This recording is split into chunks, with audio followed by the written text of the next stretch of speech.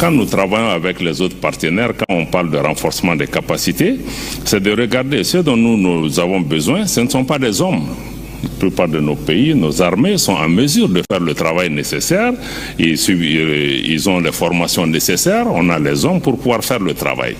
Ce qui nous manque souvent, c'est de pouvoir disposer d'équipements. Par exemple, pour des pays comme le nôtre, enclavés, avec de vastes espaces, on a besoin de vecteurs aériens pour faire la. On a besoin d'équipements militaires.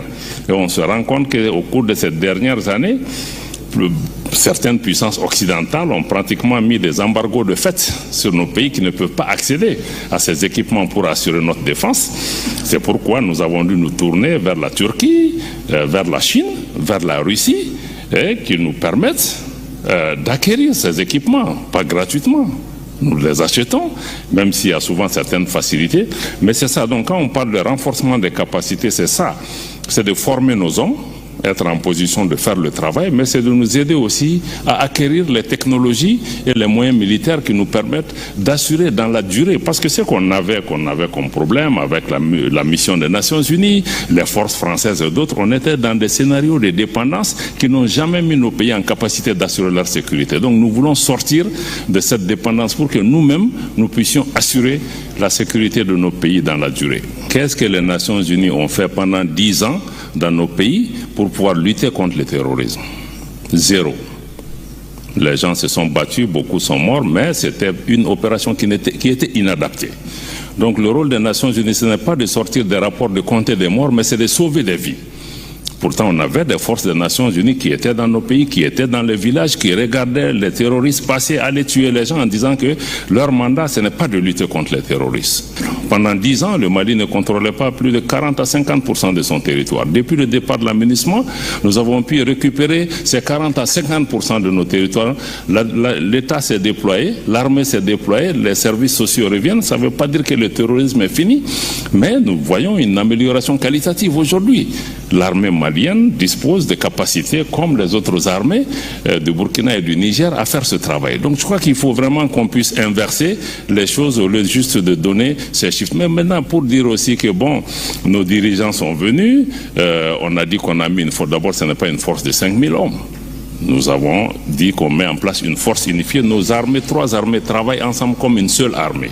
Au-delà de ça, on va mettre en place une force unifiée qui sera une armée intégrée sur la question de développement et comment promouvoir l'intégration économique entre nos pays, fondée d'abord sur la création d'un espace de libre circulation des personnes et des biens, mais aussi fondée sur le fait que nous voulons, il y a un certain nombre de projets intégrateurs qui sont identifiés aujourd'hui, des projets de chemin de fer de Bamako, Ouaga jusqu'à Niamey, il y a des projets d'énergie en commun, il y a des projets de pouvoir aussi transformer nos matières premières, que ce soit dans le domaine énergétique comme dans le domaine agricole. Il y a par exemple un projet de mettre en place une centrale d'achat.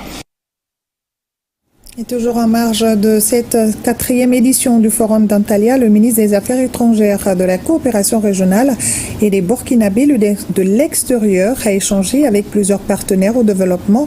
Au centre de ces échanges, le renforcement de la coopération dans divers domaines. Le point avec Amandine Salsaga. Ballet d'audience au Nest Convention Center de Bélec, ici à Antalya. Le ministre burkinabé des Affaires étrangères, de la coopération régionale et des Burkinabés de l'étranger a d'abord échangé avec Serkan Kayala, président de l'agence de coopération turque TICA, une structure qui intervient déjà au Burkina dans le domaine du développement. Il était important pour nous de revisiter un peu les dossiers sur lesquels nous étions en train d'échanger depuis l'année dernière. Et donc j'ai saisi l'opportunité pour rappeler la nécessité que la TICA puisse ouvrir un bureau de liaison à Ouagadougou, au Burkina Faso, pour être plus proche, mais aussi de renforcer sa coopération dans les secteurs humanitaires, mais surtout la construction de la résilience.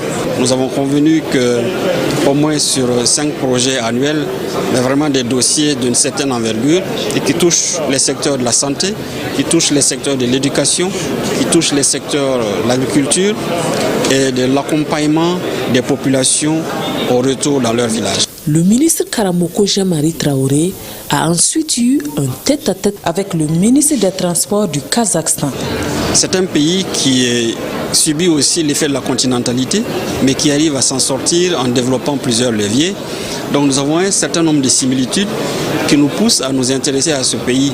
Turkish Aerospace, une agence turque de l'aviation, a également été reçue par le ministre Traoré. Voilà un